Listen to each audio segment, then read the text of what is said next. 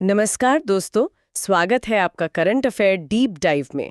आज की वीडियो में हम आज की महत्वपूर्ण करंट अफेयर्स जानेंगे जो यूपीएससी, एसएससी, आरआरबी और स्टेट पीसीएस परीक्षाओं के लिए बेहद महत्वपूर्ण है। जी बिल्कुल।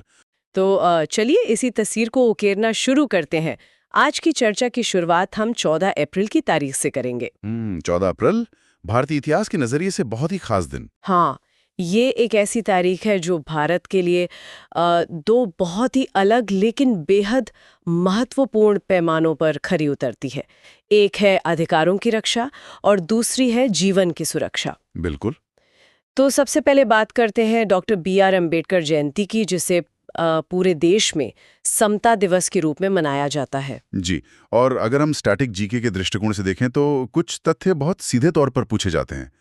जैसे कि डॉक्टर अंबेडकर का जन्म 14 अप्रैल 1891 को मध्य प्रदेश के महू में हुआ था। अच्छा, 1891 में। जी, और वे भारतीय संविधान की ड्राफ्टिंग कमेटी के चेयरमैन थे। इसके अलावा वर्ष 1990 में उन्हें मरणोपरांत देश के सर्वोच्च नागरिक सम्मान भारत रत्न से सम्मानित किया गया था। भारत रत्न।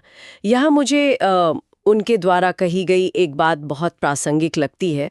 उन्होंने भारतीय संविधान के आर्टिकल 32 को, यानी कॉन्स्टिट्यूशनल रेमेडीज को जो दर्जा दिया, वो सबसे ज्यादा विचारणीय है। हाँ, उन्होंने इसे संविधान की आत्मा कहा था। बिल्कुल। और अगर मैं एक आसान सी एनालॉजी दूं, जैसे एक इंश्योरेंस पॉलिसी होती है ना, जो हमारी संपत्ति की रक्षा करती है, वैसी ही आर्टिकल 32 बाकी सभी मौलिक अधिकारों की रक्षा करने वाली एक तरह की सुप्रीम पॉलिसी है। ये एक बहुत ही सटीक उपमा है ना? मेरा मतलब है कि अगर कोई ताकतवर व्यक्ति या खुद राज्य हमारे अधिकार छीन ले, तो बिना आर्टिकल 32 के वो अधिकार सिर्फ कागज के टुकड़े रह जाएंगे। सही कहा। डॉक्टर अंबेडकर ने हमें जो सामाजिक और कानूनी सुरक्षा दी वो अद्वितीय है। और दिलचस्प बात यह है कि 14 अप्रैल की तारीख एक और प्रकार की सुरक्षा से गहराई से जुड़ी है। अच्छा, भौतिक सुरक्षा से? जी हाँ, आज नेशनल फायर सर्विस डे भी है और इसी दिन से 14 से 20 अप्रैल तक फायर सर्विस वीक भी मनाया जाता है। ओह, नेशनल फायर सर्विस डे। लेकिन इसके पीछे का जो इतिहास है वो बहुत ही भयावह है। बात 1944 की है, जब बॉम्बे डॉक्स में एसएस फोर्ट स्टिकन नाम के एक जहाज में भयंकर विस्फोट हुआ था। वो भारतीय इतिहास की सबसे बड़ी त्रासदियों में से एक था। सच में, जब मैंने इसके बारे में पढ़ा तो मेरे रोंगटे खड़े हो गए थे। उस जहाज में भारी मात्रा में कपास और खतरनाक विस्फोटक सामग्री एक साथ भरी हुई थी। बिल्कुल, उस आग की लपटें इतनी भयंकर थीं कि आसपास के कई जहाज नष्ट हो गए और उस भीषण आग को बुझाने में दर्जनों फायर फाइटर्स ने अपने प्राणों की आहुति दे दी थी। बाप रे। जी, ये दिन उन्हीं दमकल कर्मियों के अदम्य साहस को समर्पित है। तो अगर हम इन दोनों घटनाओं को जोड़े तो एक तरफ डॉक्टर अंबेडकर हमें सामाजिक आग से बचाते हैं और दूसरी तरफ फायर फाइटर्स हमें भौतिक आग से सुरक्षित रखते हैं। क्या बात है, बहुत ही उम्दा तरीके से जोड़ा आपने इसे। और एस्पिरेंट्स को ये स्टैटिक जीके याद रखना चाहिए। विस्फोट का वर्ष 1944, बॉम्बे डॉक्स और उस जहाज का नाम एसएस फोर्ट स्टिकन। बिल्कुल। चलिए, सुरक्षा और अधिकारों की इस बात के बाद अब हम समाज के भविष्य की ओर मुड़ते हैं, यानी हमारी शिक्षा व्यवस्था। शिक्षा प्रणाली में अभी काफी बदलाव हो रहे हैं। हाँ, और इसी कड़ी में एनसीईआरटी ने कक्षा 9 के लिए एक नई हिंदी पाठ्य पुस्तक जारी की है। इसका नाम गंगा रखा गया है। जी, ये नई पहल NEP 2020 यानी नेशनल एजुकेशन पॉलिसी के करिकुलम रिफॉर्म का एक बहुत ही अहम हिस्सा है। और यहाँ मैं एक बात पर जोर देना चाहूंगी। जी, अक्सर लोग एनसीईआरटी को लेकर एक बहुत बड़ी गलती कर बैठते हैं। कौन सी गलती? लोग इसे एक यूनिवर्सिटी मान लेते हैं और एग्जाम में अगर ऐसा कोई विकल्प आ जाए तो ये छोटी सी चूक भारी पड़ सकती है। एनसीईआरटी एक काउंसिल है, यानी परिषद है, यूनिवर्सिटी नहीं। इसका फुल फॉर्म है national council of educational research and training. बहुत ही बारीक लेकिन जरूरी पॉइंट उठाया आपने। परीक्षा में अक्सर ऐसे ही ट्रैप होते हैं। और अगर हम गंगा पाठ्य पुस्तक की बात करें तो NEP 2020 का पूरा फोकस इसी बात पर है कि शिक्षा सिर्फ रटने तक सीमित न रहे। हाँ, रटने वाली मशीन नहीं बनाना है बच्चों को। सही कहा। इस करिकुलम रिफॉर्म में भारतीय संस्कृति और आधुनिक मूल्यों का बहुत ही बेहतरीन समावेश किया गया है। ये तो एक बहुत ही सकारात्मक कदम है।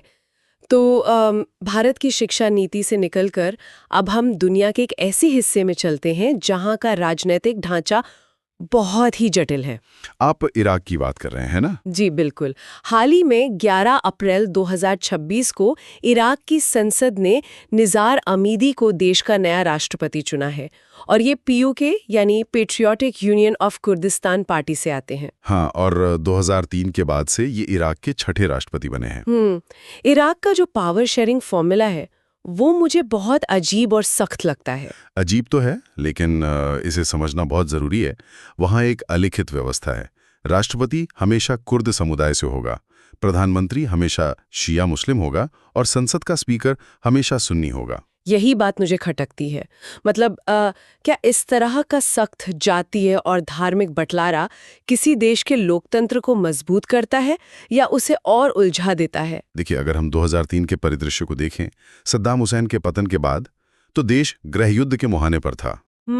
हाँ, हालात बहुत खराब थे। जी, उस वक्त स्थिरता बनाए रखने के लिए ये फॉर्मूला एक मजबूरी था। सभी गुटों को सत्ता में सुरक्षित महसूस कराना जरूरी था। अच्छा, तो उस वक्त ये एक शॉक एब्जॉर्बर का काम कर रहा था। बिल्कुल, लेकिन आज के समय में ये व्यवस्था एक बड़ी बाधा बन गई है। खैर, परीक्षाओं के नजरिए से ये याद रखना जरूरी है कि इराक में राष्ट्रपति का पद काफी हद तक सेरेमोनियल होता है। असली ताकत शिया प्रधानमंत्री के पास होती है। और स्टैटिक जीपे के लिए इराक की राजधानी है बगदाद और वहां की करेंसी है इराकी दीनार। एकदम सही। चलिए अब इराक की इस उलझी हुई राजनीति से बाहर आते हैं और देखते हैं कि भारत अपनी कूटनीतिक स्थिति को विश्व मंच पर कैसे मजबूत कर रहा है।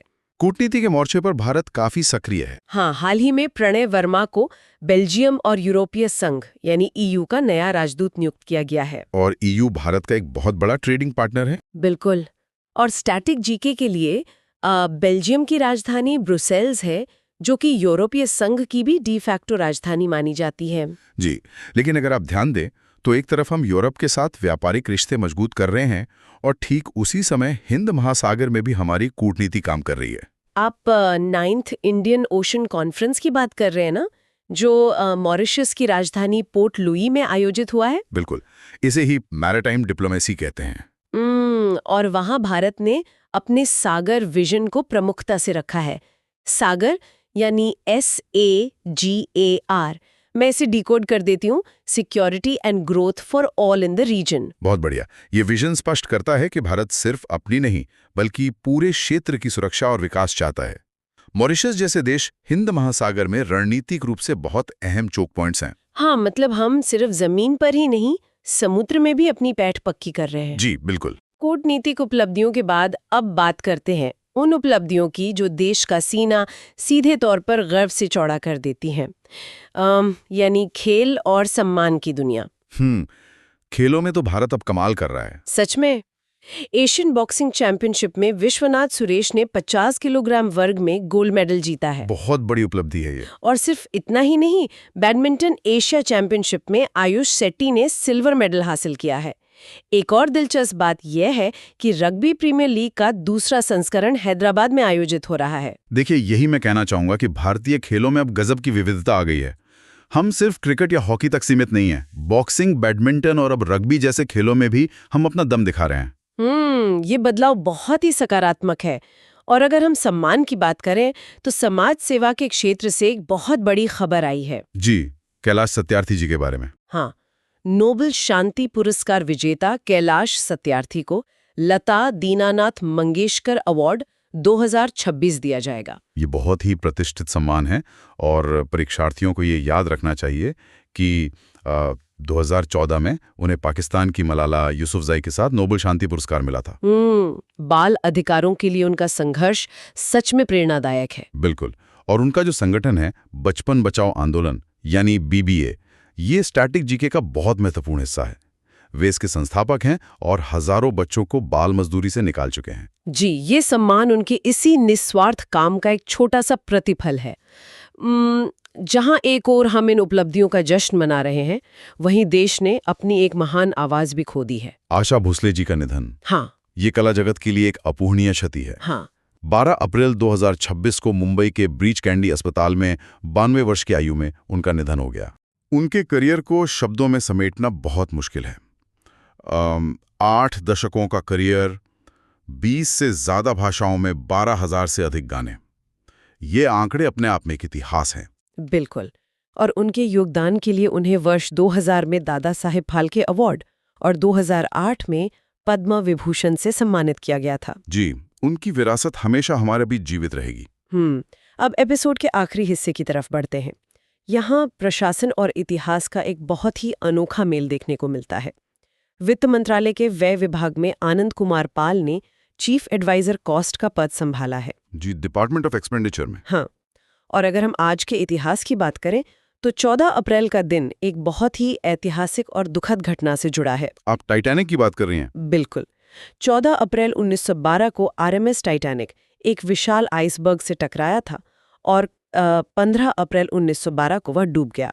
इसमें 1500 से अधिक लोगों की जान चली गई थी। ये एक ऐसी त्रासदी है जिसे दुनिया कभी नहीं भूल सकती। यहाँ मैं एस्पिरेंट्स को एक बहुत ही ज़रूरी एग्जाम टिप देना चाहूंगी। अक्सर बहुविकल्पीय प्रश्नों में पूछा जाता है कि टाइटैनिक कब डूबा था। हाँ, और विकल्पों में 14 और 15 दोनों तारीखें होती हैं। बिल्कुल, और जल्दबाजी में लोग 14 अप्रैल पर टिक कर देते हैं। लेकिन याद रखिए, टक्कर 14 को हुई थी पर डूबने की तारीख 15 अप्रैल है। जरा सी चूक से आपके नंबर कट सकते हैं। बहुत सही पॉइंट है। और अगर हम इस ऐतिहासिक घटना और उस वित्तीय नियुक्ति को जोड़ें तो एक बहुत ही सूक्ष्म तुलना उभर कर आती है। वो कैसे? देखिए, टाइटैनिक एक आइसबर्ग से टकराया था जिसका 90% हिस्सा पानी के नीचे था। जो खतरा दिखाई नहीं देता वो सबसे ज्यादा नुकसान पहुंचाता है। ओह, मैं समझ रही हूँ। बिल्कुल। वित्त विभाग में जो कॉस्ट एडवाइजर की भूमिका होती है वो भी उन्हीं छिपे हुए खर्चों या हिडन कॉस्ट्स को पहचानने की होती है जो किसी भी अर्थव्यवस्था के जहाज को डुबो सकते हैं। क्या बात है, मतलब जो हिडन आइसबर्ग्स हैं उनसे बचना जरूरी है। बहुत ही गहरा विश्लेषण है ये। तो चलिए इसी के साथ आज के इस डीप डाइव का एक क्विक रिवीजन कर लेते हैं ताकि सभी पॉइंट्स फिक्स हो जाएं। जी बिल्कुल। 14 अप्रैल को डॉक्टर अंबेडकर जयंती और समता दिवस, साथ ही आर्टिकल 32 को हमने समझा। और 14 अप्रैल को ही नेशनल फायर सर्विस डे 1944 के बॉम्बे डॉक्स विस्फोट की याद में। इराक के नए राष्ट्रपति निज़ार अमीदी और वहां का पावर शेयरिंग फॉर्मूला। कूटनीति में मॉरिशस में आयोजित 9वां इंडियन ओशन कॉन्फ्रेंस और भारत का सागर विजन। स्पोर्ट्स में विश्वनाथ सुरेश का बॉक्सिंग में गोल्ड और आयुष शेट्टी का बैडमिंटन में सिल्वर। अवार्ड्स में कैलाश सत्यार्थी को लता दीनानाथ मंगेशकर पुरस्कार और महान गायिका आशा भोसले जी को 92 वर्ष की आयु में श्रद्धांजलि। और अंत में टाइटैनिक का 14 अप्रैल को टकराना और 15 को डूबना। तो आज के इस पूरे डिस्कशन के बाद मैं परीक्षार्थियों के लिए एक अंतिम विचार छोड़ना चाहूँगा।